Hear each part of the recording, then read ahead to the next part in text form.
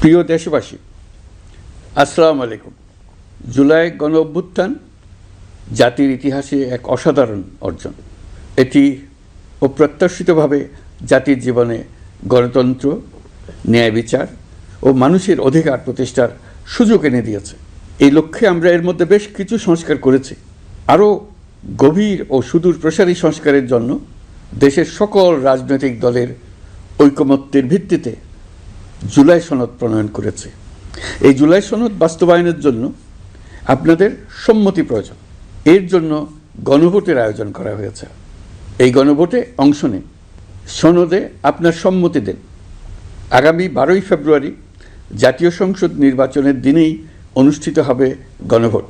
গণভোটে আপনি হ্যাঁ ভোট দিলে বৈষম্য, শোষণ আর নিপীড়ন থেকে মুক্ত হবে বাংলাদেশ।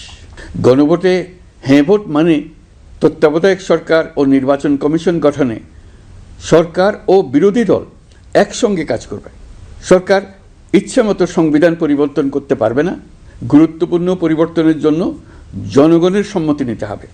এতে আরও বলা আছে, বিরোধী দল থেকে ডেপুটি স্পিকার ও সংসদের গুরুত্বপূর্ণ কমিটির সভাপতিরা নির্বাচিত হবেন।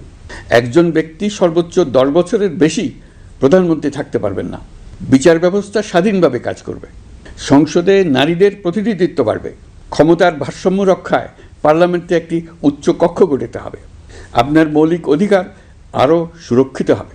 রাষ্ট্রভাষা বাংলার পাশাপাশি অন্যান্য জাতিগোষ্ঠীর ভাষাও সাংবিধানিকভাবে স্বীকৃতি পাবে। দণ্ডপ্রাপ্ত অপরাধীকে রাষ্ট্রপতি ইচ্ছামতো ক্ষমা করতে পারবেন না। সব ক্ষমতা একজন প্রধানমন্ত্রীর হাতে থাকবে না। এবং এরকম আরও কিছু গুরুত্বপূর্ণ প্রস্তাব এর মধ্যে রয়েছে। আমি আপনাদের সকলের প্রতি আহ্বান জানাই, আগামী নির্বাচনে গণভোটে অংশ নেন। রাষ্ট্রকে আপনার প্রত্যাশা মতো গড়ে তোলার জন্য হেঁতে সিল দেন। নতুন বাংলাদেশ গড়ার চাবি এখন আপনার হাতে। হেঁতে সিল দিলে নতুন বাংলাদেশ গড়ার দরজা খুলে যাবে।